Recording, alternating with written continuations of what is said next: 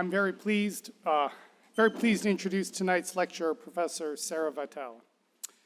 Professor Vitale teaches at the Department of Philosophy and Religious Studies at Ball State University in Indiana. She earned her master's and her doctorate in philosophy at Villanova University with a dissertation entitled Marx and the Metaphysics of Production. Prior to this, she earned her bachelor's studying philosophy and English at Lemoyne College in New York. Her research has explored the causes of widespread weariness with liberal democracies, in modern liberal democracies, and looking for the causes of this, reaching back to Marx's ontology. In addition to this, she serves as the director of the Pre-College Philosophy Outreach Project, an organization that fosters philosophic inquiry and conversation among high school students. Her lecture tonight is entitled Gender, Intersectionality, and Marx's Value Theory. Please join me in welcoming Professor Sarah Vitale.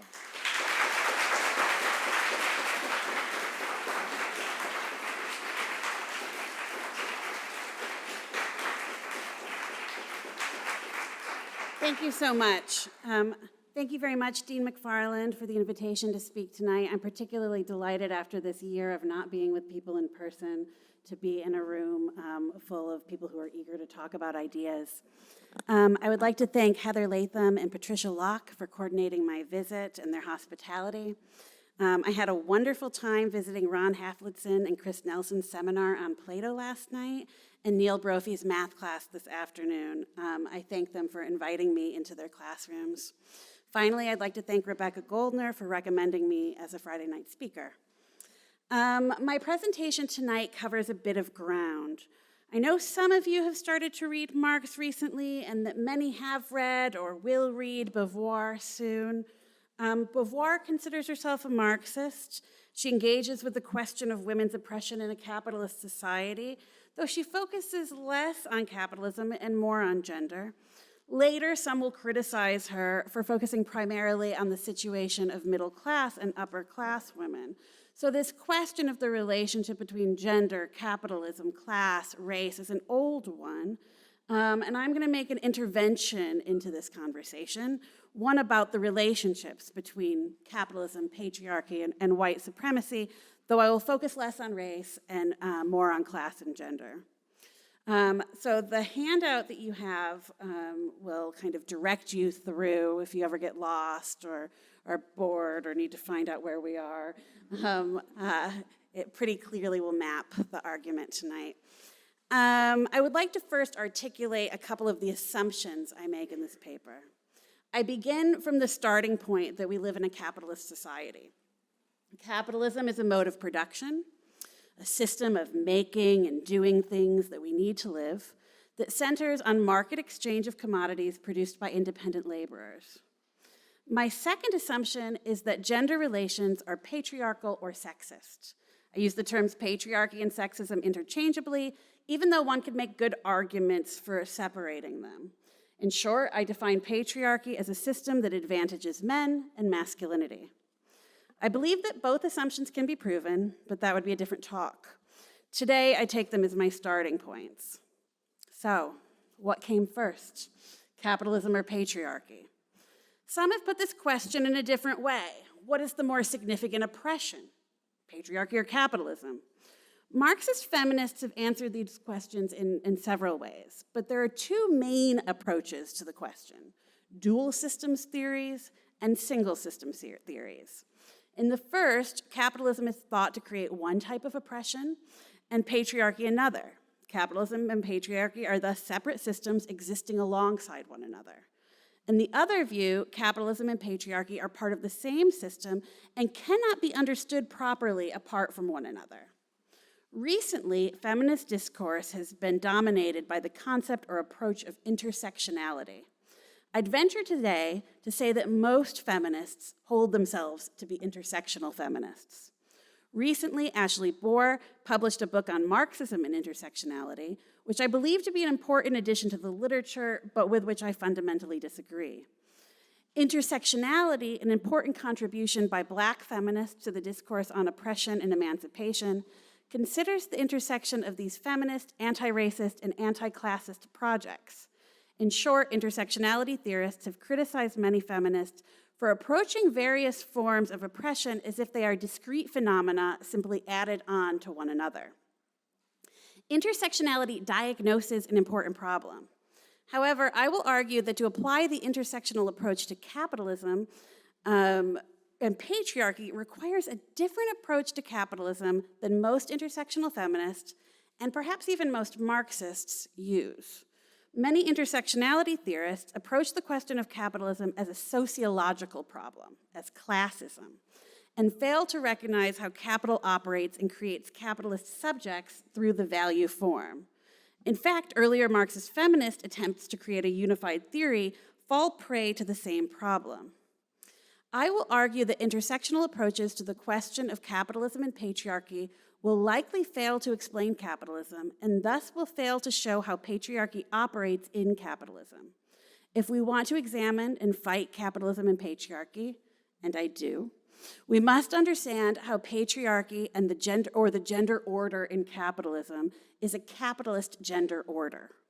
To do so, we can turn to a relatively recent trend or school in Marxist theory called value dissociationism, which has made significant contributions to the conversation about gender and capital. So my talk tonight has 4 parts. I will first discuss dual systems theories and their limits, then consider a couple important attempts at unified systems, provide an overview of the intersectional approach, before finally turning to value dissociationism. This concept created by value-critical Marxists, which I believe provides a better way to understand the relationship between gender and capital. Briefly, dual systems theorists are those who believe that capitalism and patriarchy are different systems of oppression, most often believe that patriarchy preceded capitalism, and that makes it the primary oppression. They argue that gender's always existed, but capitalism is a more recent configuration. Some hold that capitalist classes are in fact developments from or new forms of the sexual division of labor.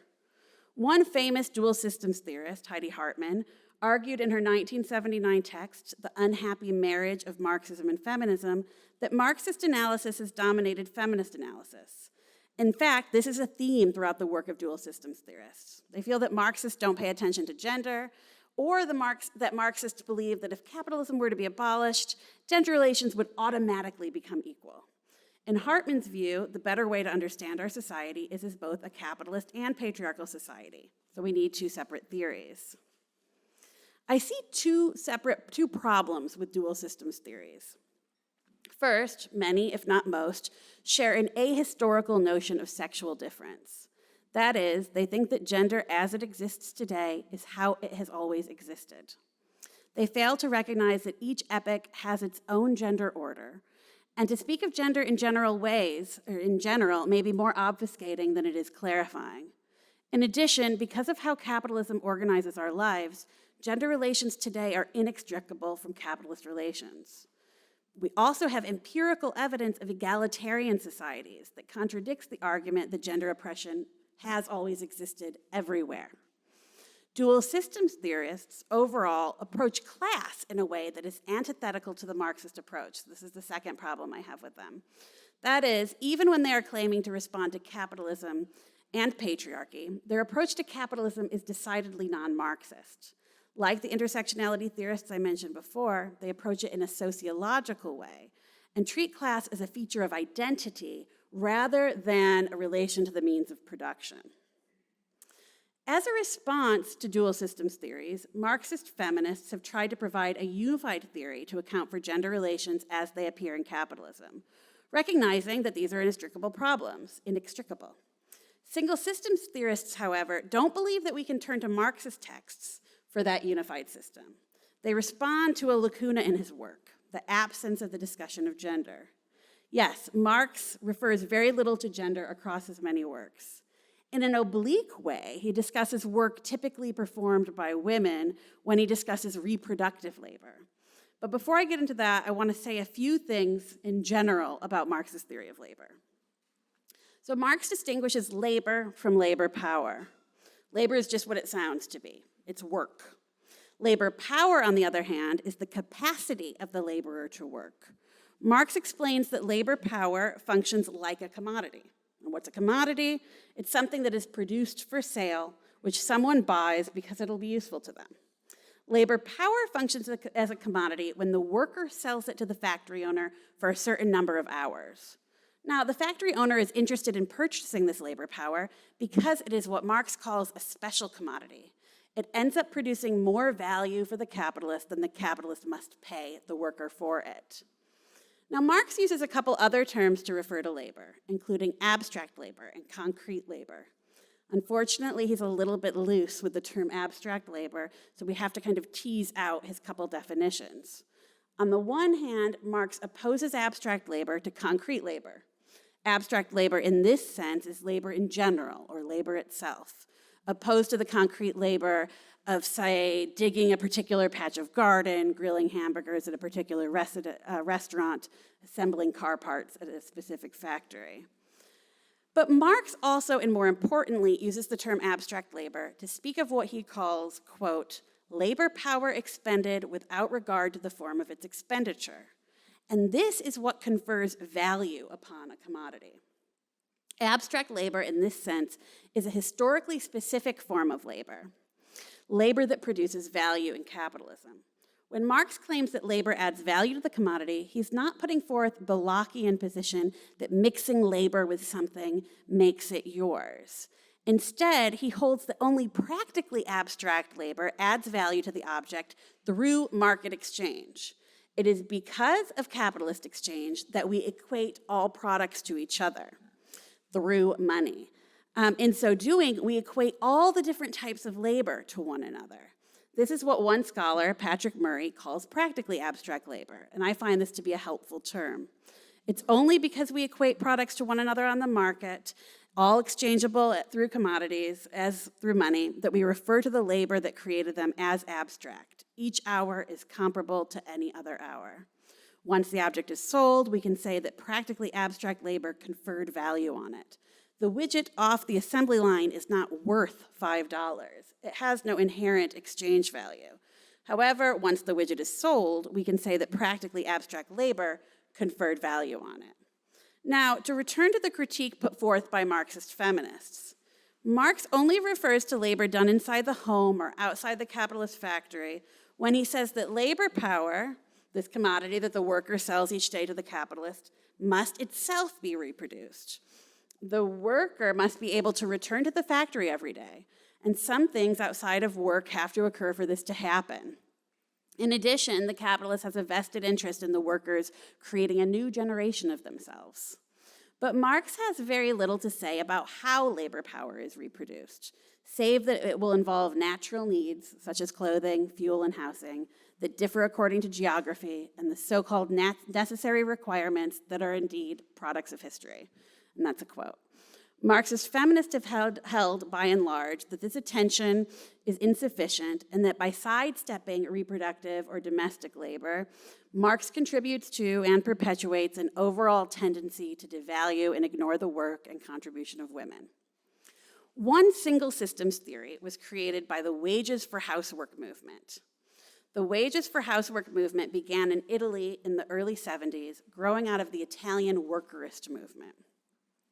The Italian workerist tradition emphasized the autonomy of the working class and held that while capital would like to appropriate the worker as labor power only, as just another commodity, the worker is instead living labor. He is a person who, together with other laborers, constitutes a class for itself, potentially disrupting capital's own process of growth.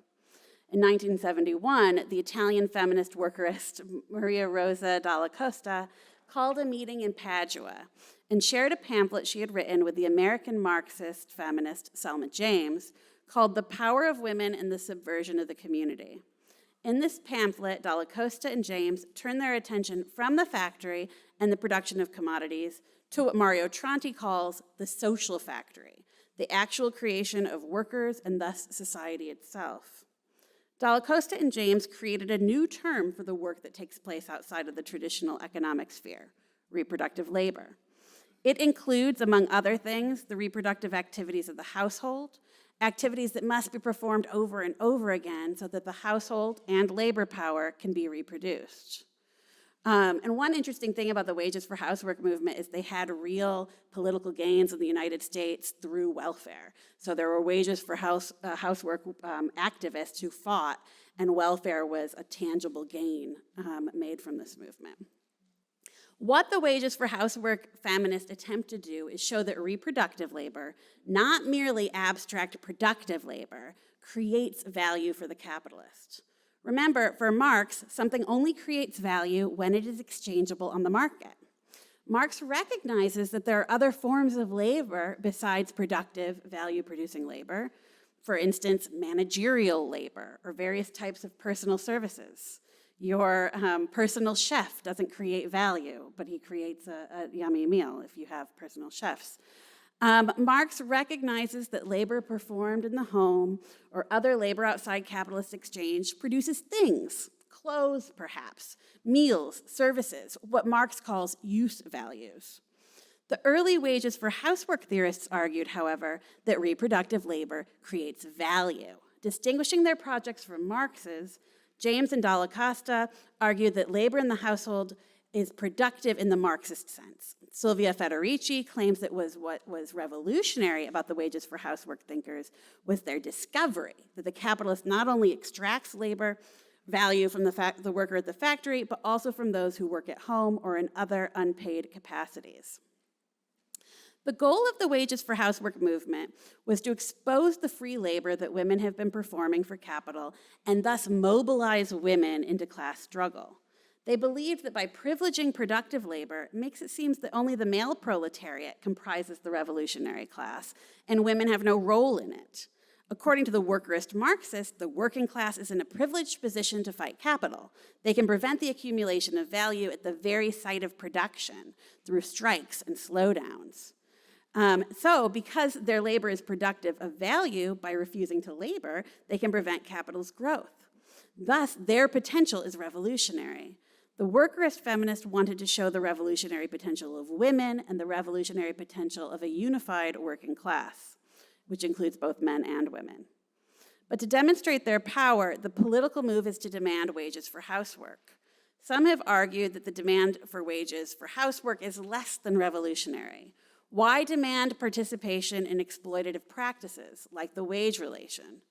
Federici argues that through the demand for wages for housework, men will recognize that the work the women in their lives perform, and then they will be able to join with women in a class struggle. Dalla Costa argues that if women's role in capitalism were recognized, a true general strike might be possible. To move towards this possibility, Dalla Costa and James's pamphlet calls women to join together to destroy the role of the housewife and to participate in class struggle.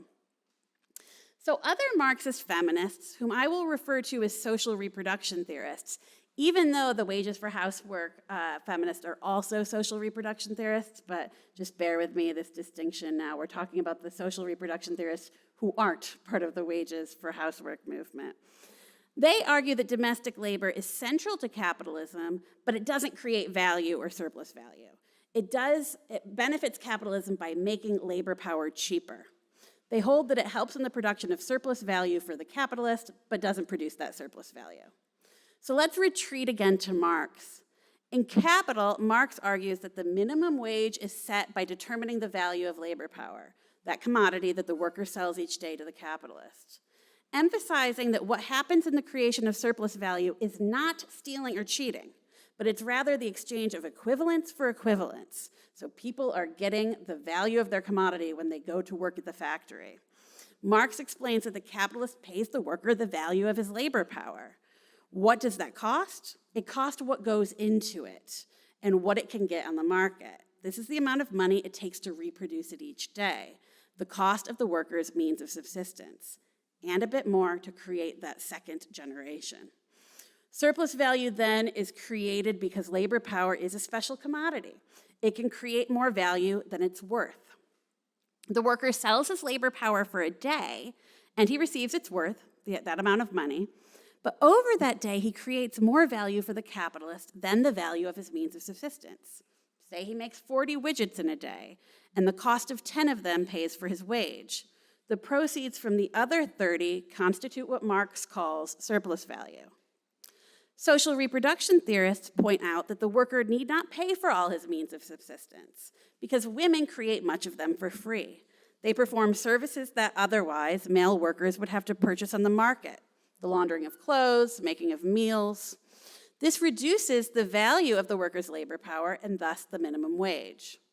So both the wages for housework thinkers and the social reproduction theorists, despite their disagreement on value creation, make another key contribution to the attempt to form a unified theory through their discussion of how gender relations are shaped by capitalism and how men and women are disciplined by capital into their various gender roles.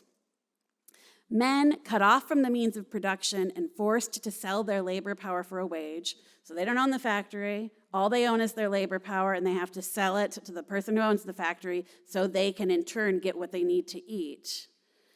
Often in miserable conditions, become more docile workers because they're rewarded with the status of master of their household.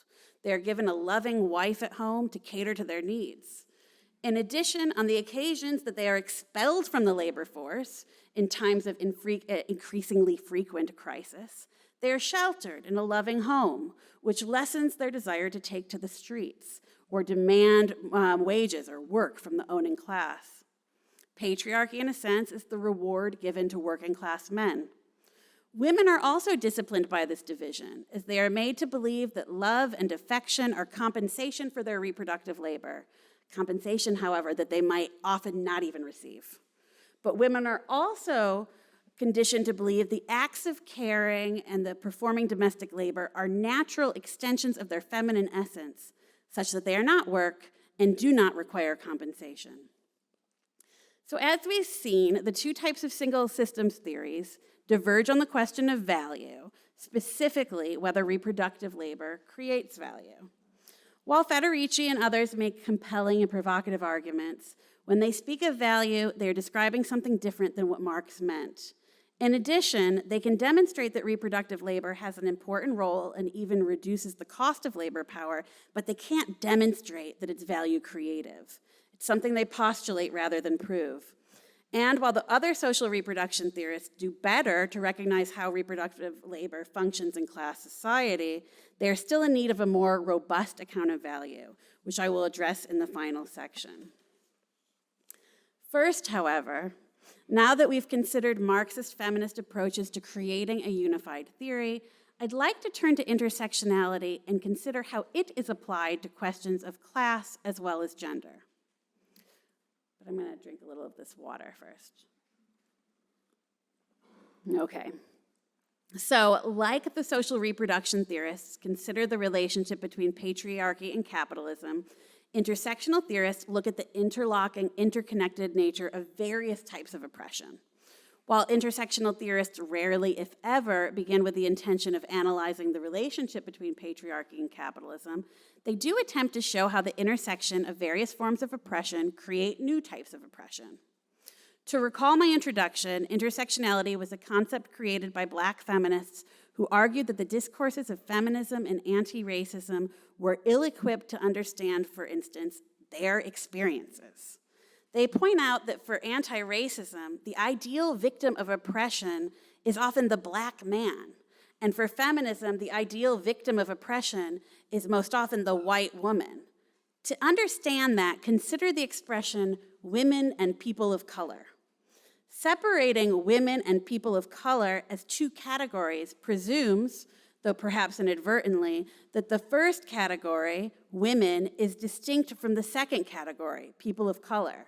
Therefore, women must be white and people of color Black, or men. Women must be white and people of color men. Intersectionality theorists diagnose this problem, the erasure of the experience of Black women, in legal writing, philosophy, the media, and many other areas of our lives. The intersectional approach argues that we can't understand the experience of Black women through what they call an additive analysis.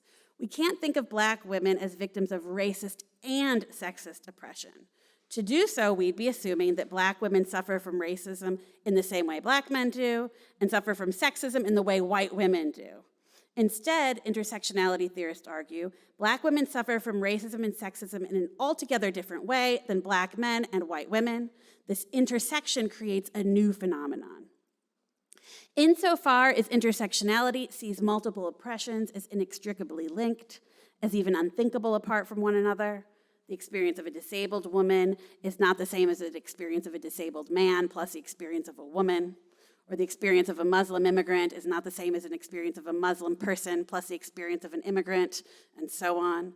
It would seem to be offering a unified theory, or at least an approach that demands we not look at one form of oppression as existing in a vacuum apart from others. Ashley Bohr, in this recent book I mentioned, argues that Marxism and intersectionality thus share much in common and have much to offer one another, even though practitioners of each have been critical of the other. So I would like to argue that Marxist feminism is still better equipped to respond to issues of patriarchy and capitalism than intersectionality. Even though intersectionality claims to be an approach that considers the intersections of not only race and gender, but also race and class, or gender and class, or the intersection of multiple vectors of oppression, class often appears as an addendum in a list of possible oppressions. Class seems added on. To see class as structurally similar to race, gender, ability, status, sexual orientation, etc., is to see it as an identity factor. Class in this sense is a sociological category, something I have or something I inhabit. So it might be helpful here to consider two terms, exploitation and oppression. Exploitation for Marx occurs when surplus value is extracted from the working class. This occurs, as I said before, when the worker creates more widgets in a day than it takes to cover his wages. The shorter period of necessary labor in the day, that time it takes the worker to make enough widgets to cover the cost of his wages, the greater the rate of exploitation. For oppression, I like Marilyn Frye's definition. Oppression occurs when a person, because of their membership in a group, is systematically denied choices available to others. To explain oppression, Frye uses the analogy of a bird cage. If you look at one wire on the cage, if you take this microscopic view, you might think the bird should just fly over it or under it. But if you pan out, you see that there are many wires that constrain the bird's movement. Something is actively thwarting it.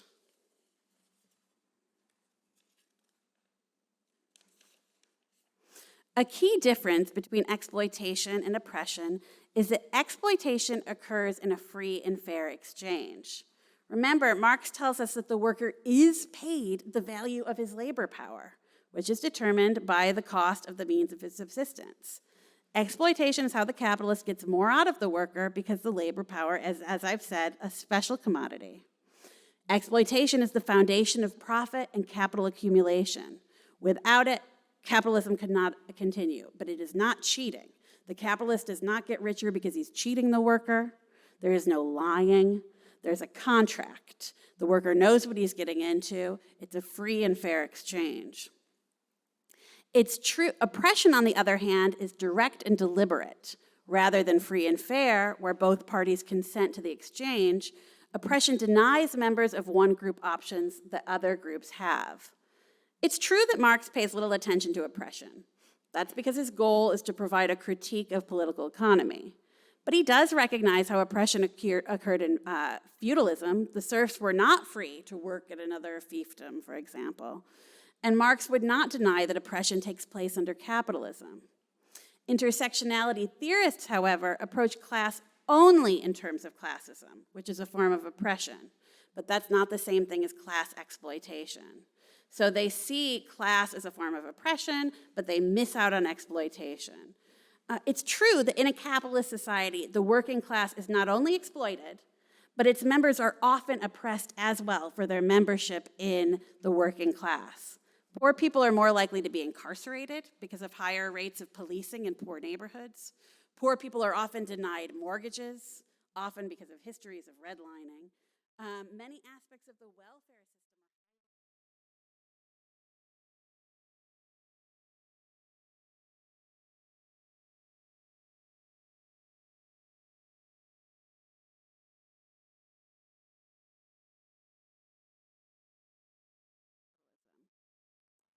Borer discusses others who have made this criticism, the one I'm making against intersectionality.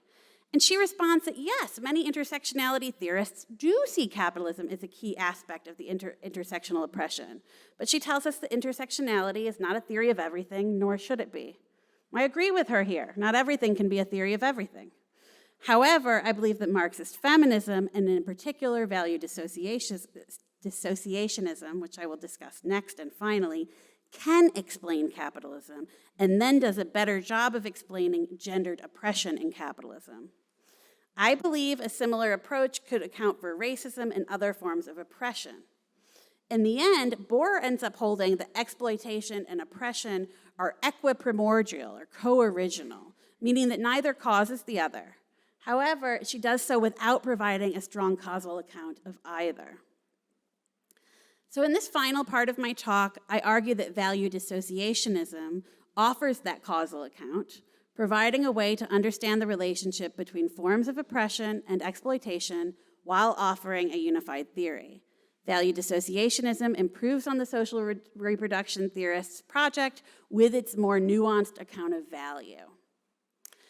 Just as social reproduction theorists criticize Marx for not giving a full account of labor, value dissociation theory comes from a tradition that also focuses on Marx's account of labor, Wertkritik, or value-critical Marxism. This starts in the 70s in Germany. A lot of it's not translated into English, so it hasn't become the most popular discussion of Marxism outside of German country or German-speaking journals.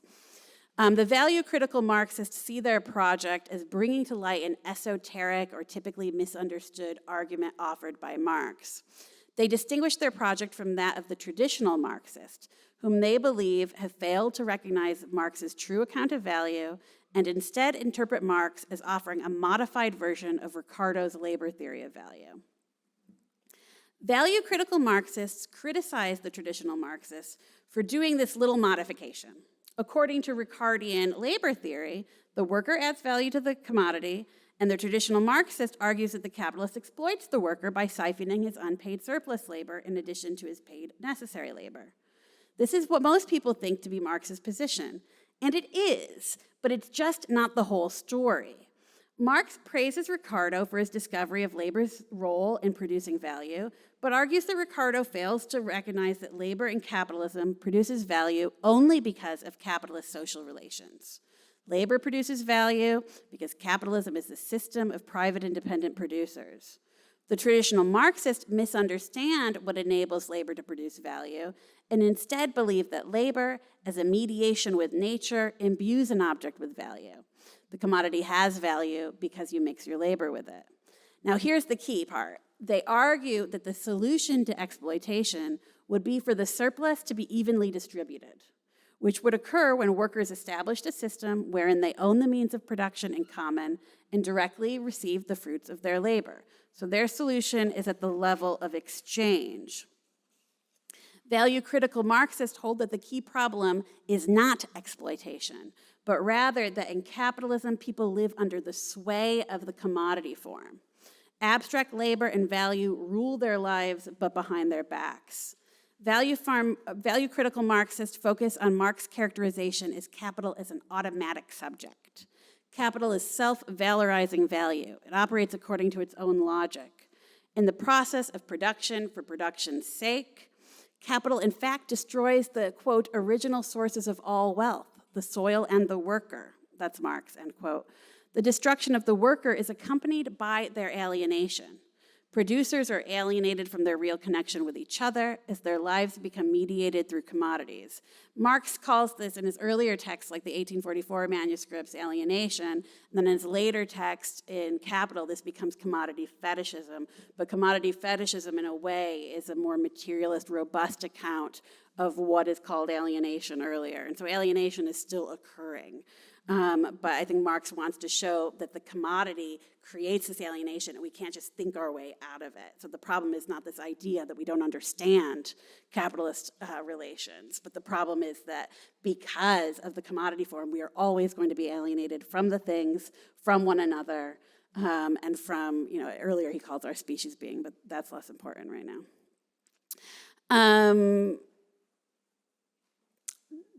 Exploitation is one factor, key to value production, but the more important result is alienation from social relations because of the rule of the commodity form and the imposition of abstract labor.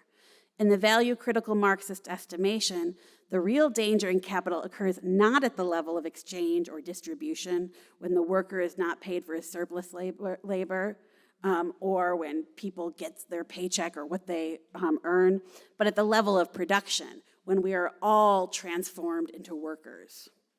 Roswitha Schultz, one of the key thinkers of value-critical Marxism, developed the concept of value dissociation, which she calls a feminist twist to the work of value-critical Marxism. The term value dissociation refers to the disavowal or denial of one set of activities prior to or at the same time as the production of value under capital. Value dissociation provides a framework for understanding how production in capitalism is masculinized, while activities deemed feminine are cast off or dissociated. As we know, while abstract labor and socially necessary labor time constitute the substance and measure of the magnitude of value under capital, a great deal of activity falls outside the creation of value. Dissociation is also a sort of meta-concept, referring to the dialectical relationship between value and dissociation. Schultz argues that reproductive activities are necessary to produce labor, but they are denied and covered over. The result of these activities are often invisible, as they amount to preserving the status quo, washing the dishes, clothes, homes, to restore them to their normal condition. Schultz explains that the dissociated is a, quote, necessary aspect of value which exists outside of and is, for this very reason, its precondition. Unlike Federici and the wages for housework thinkers, then, Schultz does not argue that reproductive activities produce value and should, for instance, be waged. Instead, her argument here is closer to the argument of the other social reproduction theorists. But she understands value in this more capacious way. Schultz shows how the value form is about more than surplus value. It's not just a narrow economic category about the rate of exploitation. Value is the organizing principle of capitalism. It's an order of social meaning where reproductive labor is gendered as feminine and productive labor as masculine. Schultz cautions against seeing gender relations in capitalism as a holdover from gender relations in feudalism. She emphasizes the origin of the nuclear family in the 18th century, which coincided with the division between the public and the private spheres. These are capitalist developments. The public, commodity-producing sphere is masculinized, and productivity, activity, strength, and competition are seen as masculine. She calls the male gender the gender of capital. On the other side, things like caring, sensitivity, and emotion are seen as feminine and devalued or dissociated. It's important to note here that there are empirically female laborers, and you didn't need me to tell you that. Perhaps just as many as there are male, and in the productive sense. But Schultz isn't offering an empiricist analysis of what kind of labor is producing wealth and when, but she's instead showing how labor relations are a form structured by value, which has other characteristics or predicates, like gender or even race. In so doing, Schultz provides a way to understand oppression as well as exploitation. She provides a way of accounting for the emergence of oppressions as determinations of the production of value, not just a set of various attitudes and prejudices. Gender is, in effect, a determination of the form of value as it creates this masculinist sphere of values-producing labor and the dissociated feminized sphere of reproductive labor. The oppressions of race and gender do not constitute independent systems, even if they're not explainable simply as exploitation. Because value dissociationism provides this framework for understanding exploitation and oppression, and goes further to show how both exploitation and oppression take place in a system characterized by alienation, it's a stronger single systems theory. At the beginning of the talk, I asked about the relationship between patriarchy and capitalism. What came first? To answer that finally, I would say that while patriarchy preceded capitalism, the patriarchy that preceded capitalism is not the same patriarchy that exists in capitalism. Different epochs have different gender orders. Feudalism and capitalism both have gender orders where women occupy an oppressed position, but this does not mean that they are the same gender orders. In addition, not all social systems have had patriarchal gender orders. Because of the specificity of the gender order in capitalism, I believe that the consideration of gender relations today must include, or at least highly benefit from, an analysis of capital. Otherwise, we end up with simply descriptive accounts of oppression without a mechanism for understanding their causes. By understanding the causes of particular forms of oppression, one is in a better position to challenge them. So I have been a feminist for as long as I remember. Gendered oppression has always seemed obvious to me. As a child, I was distinctly aware, for instance, that there had never been a female president. I knew that certain activities were considered boy activities, and they were not for me. I knew the world was often more dangerous for women. And I knew about poverty, but in a much less immediate way. I knew about it from television shows, the news, then through visiting friends' homes. I had no idea where gender oppression or poverty came from, though.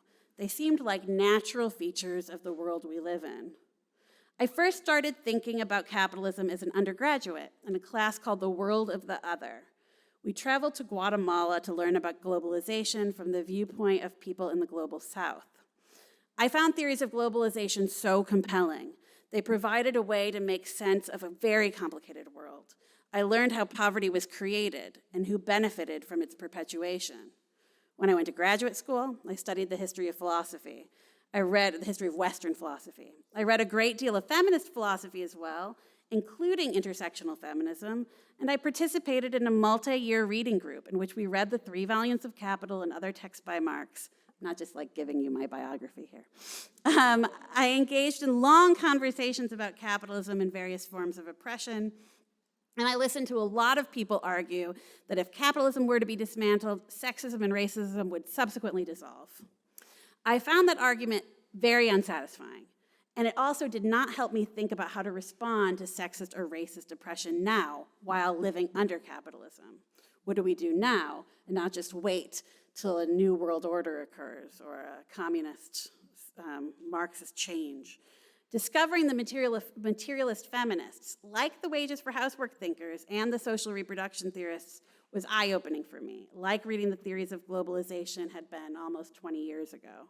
They provided a way to approach the conversations I had in graduate school and to better understand how gender depression operates in capitalist society.